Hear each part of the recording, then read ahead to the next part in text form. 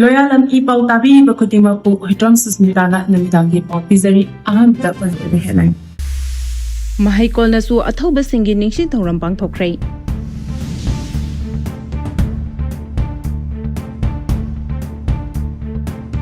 Political gi oiba tongan ba wakhalon sing thadok tuna amato ina punsilaga nungshi chanana leminasi haina envire na phungdorakli.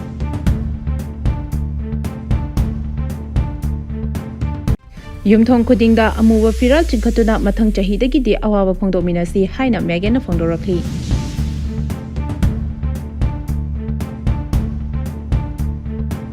Pausando na bijari. Mahikol na su athoba singi ningsing thoram pangthokrai.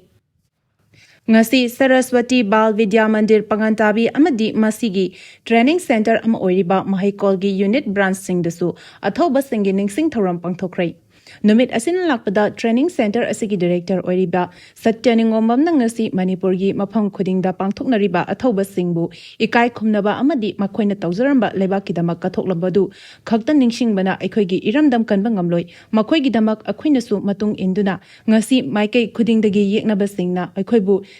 Temsinari basi amata oina ngakthokminaba mathau tare hawgalagliba ngasigi mahairoi singda aikhoigi oiba culture loan identity masa khanghanduna awangba thaki hauna launchat school singda tambiba mathau tari masina aikhoigi mangkhigadoraba saktam amak kanbada mating soidena oigani ngasi aikhoina makhoibu chahi amagi muktang ningsingbagi mahuta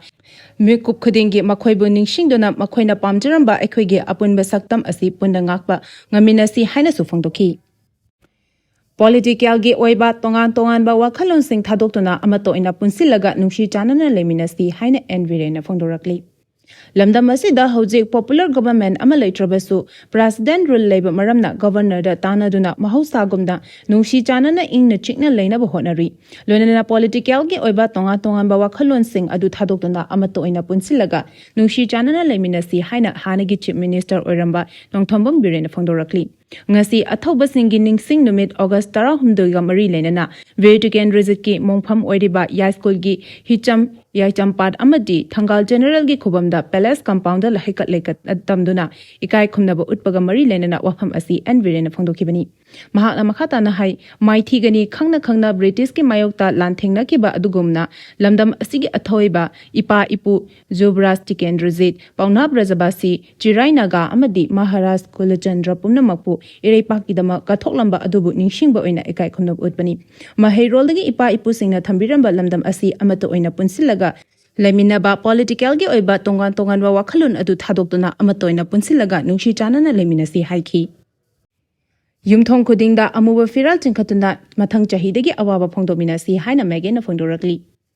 Athoba singi numit asi Mathang Chahidagi hauna Yumthong Khuding gi thongalda Amuba Firal Chingkhattuna palan tawbaga lonana Awaba Fongdokminnasi haina social activist RK Megan na miyamda appeal tawrakli Lamna masigi ning tamba ngaknaba lanfamda British ki makhuta maithiba matung Yuvaras Vertican Rizit amadi thangal general bu Imphal gi Mapa Kangjai-bungda leiriba ningsing khubam matam adugi phaidapungda Thauri yanduna hatkhiba ing kumja lising amaga chanipan marfudara mathoigi August 13 gi numit pu ningsingduna chahi khudingi pangthokliba Patriots Day ga mari lenana RK Megan thoba singi mafamda leisu katuna ikai khunaba utki Thoramaduga mari lenana Moirang khomda leba hicham yaisam pata leiriba Vatican Riziki khubamda miyamda leisu katuna pangthokhiba thoram aduda thangi leiteng utpaga loinana Bengal khongduna ikai khunaba utki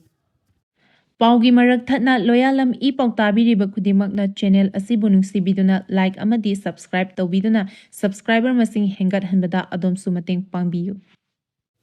Miyoi kharana luchingba oiningbadagi lengak ama semba ngamdana leiribani haina karam syamna phongdorakli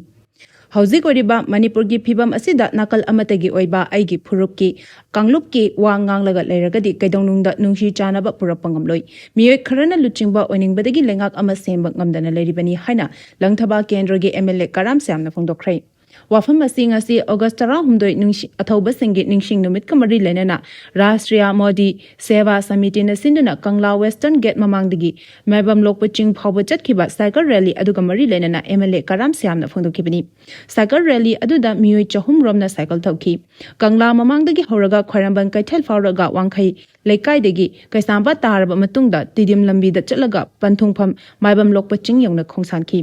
MLA ꯀꯔꯥꯝ ꯁ꯭ꯌꯥꯝꯅ ꯃꯈꯥ ꯇꯥꯅ ꯐꯣꯡꯗꯣꯛꯈꯤꯕꯗ ꯃꯅꯤꯄꯨꯔ ꯏꯃꯥꯒꯤ ꯑꯄꯨꯟꯕ ꯁꯛꯇꯝ ꯑꯃ ꯁꯥꯒꯠꯂꯒ ꯑꯩꯈꯣꯏꯅ ꯏꯪꯅ ꯆꯤꯛꯅ ꯅꯨꯡꯁꯤ ꯆꯥꯟꯅꯅ ꯂꯩꯃꯤꯟꯅꯗꯕ ꯌꯥꯔꯣꯏ ꯍꯥꯏꯅ ꯂꯝꯗꯝ ꯑꯁꯤꯗ ꯂꯩꯃꯤꯟꯅꯔꯤꯕ ꯀꯥꯡꯂꯨꯞ ꯐꯨꯔꯨꯞ ꯈꯨꯗꯤꯡꯃꯛꯅ ꯋꯥꯈꯜ ꯈꯟꯊꯃꯤꯟꯅꯕ ꯇꯥꯏ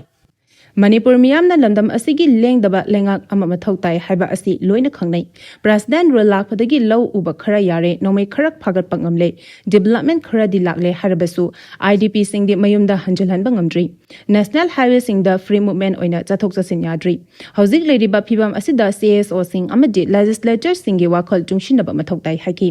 Mahakna makha tana phongdokibada aikhoi khudimak miyamgi wakhalon lebaki khalaga thabak tausi India lebaki manungda leriba pikhraba Manipur asi chawkhatpa nungshi chanana leiba lamdam amani haiba asi thabakna takpa mathau tai nakal amatagi oiba aigi furup ki kanglup ki wanganglaga leiragadi kaidonungda nungshi chanaba purakpa ngamloi cycle thobana hakchang phana leiba amadi mahausa gi khalkan baga lunana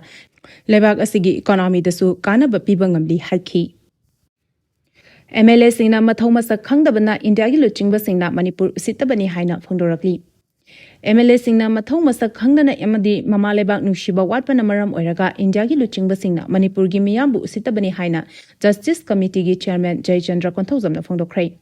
ing kumjali singamaga chani pan mafudara mathoi gi Anglo Manipur war da lekhidraba masak khanghoba amadi khanghodaba athoba singi amatangai raba khubam ama semgatpa tangai fade haina palladuna mahakna haiki Ipa ipu singna ima laiba kidamak thawai katkibani mikha pone hingadabagi sharuk nongmata oirabasu ningtamna hingmana saruk chama hena fai haina machamasu oiba aikhoida paujel pirami ngasigi mirolna ipa ipu sing ikai khomnaba utpaga loinana awangba thakta thangatpa haibasi tangai fadaba thodangni ngasi aikhoina malemgi miya mamangda chawthokcharibasi ipa ipu singi khudolni mitopgi khutagi ima laiba kange harbadi athoba singna chatkhiba liklam sing aduda aikhoisu chatpatai furup asi kanabagi damak shiba kidana hingma mathoktai Manipurda kanglup ki irang tholakpa chahi ani makhai farak labasu Prime Minister na thausadribasi Manipur miyambu karishu leitana khanmani haina su phongdokhi Chuchampurda mangkiba Assamdagi lever ama umangdagi sina phanglei Haukiba chayol ani romgi mamangda Chuchampurgi mangkiba Assamdagi lever ama district adumaki umang amadagi sina phangle hari Police ki pauna haribana sina phanglaba lever adugi mamingna Dubdatta Hazarika chahi kuntra tere kawi Miyoi asi Chuchampur district fauraga chatliba National Highway 102 same sabagi thabak toriba Varat Infra Private Limited ki makhada lever oiba misani mahaki asi bahakchang adu ngarang leba pokpa numit ki nunthilda Chuchampur town dagi kilometer 13 lom chatlaga leiba Senghat police station gi manung chanba Sua Hazahau amasung Zavelei village anigi lonaba umangi sharuk amadagi fangkibani Miyoi asi haukiba chayol anirom gi mamangdagi mangkhre haina company asi gi mamangdagi Police ta complaint file tarapadigi law enforcement agency sing amasung khunja singal lonena mahaki khongul lidun lakhibani lonena ngarang nunthil asi bahakchang oina fangkibani laikhidrabagi hakchang adu postmortem gi damak mafam adudagi lokhalaga Chuchampur gi mokta thamkhrai thodogasi gi matangda police na case ama lokhatuna miyoi asi matau karamna sikhibano habigi matangda investigation chathaba hokre hari AKYVO na irang sagana bahona ba laibak thibani haina KCP na phongdorakli CSO ni haizaba AKYVO kobal loop amana hauzik su ZRA ga kusamnaraga kwamana gi karbar chawna toriba kwakta dagi masana masabu Islamic scholar ni su haizaba MD Khalid hariba mi asigi maral sing kupchinduna kanglai paki oiba irang sagana bahona ribasi yamna laibak thibani tasengbadi MD Khalid hariba mi asi kwamana yonduna Islamic logi mayokta leba mi amani haiba yai haina KCB gi Information and Publicity Relation Department gi Secretary M Punsiba Maitena Thadorak Cherola mana hari Cherola sina makhatana haribana Quranda kwamana khakta yonbasi haram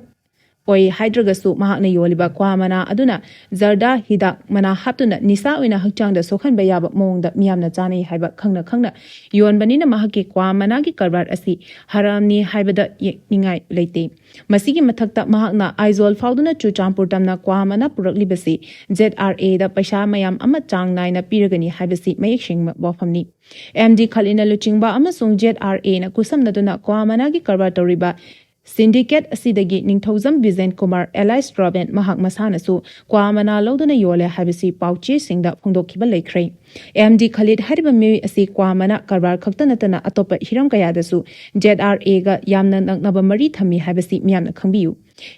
E-PAO hariba group asina MD Khalid hariba mi asigi nungi oiba aseng basing thidokna bohona bagi mahota mahaki mi changchang sinuna yalhongai dagi nushi chanana lemina raklaba maitai amasung taimei pangal community anigi kaidongai da tatlaroi da maribu karishu letana phongdorakpasi yamna laibak thibani nakal amaromda ningthaujam roben hariba mi asina mahaki dukanda nomai kapsilamba thodok mari lenana KCP da lupa lakh manga demand tawrakhiba lei haiba wafam adu aranbani mahana ZRA ga kusam raga MD Khalid na luchingba syndicate ki distributor oirambagi penalty oina cheng bora manga maiti kuki lan asina maram oiraga semkhiba relief camp amada donate tawnaba mahaki loinabi amasung maira paibi mihut amada khangan khibadi lei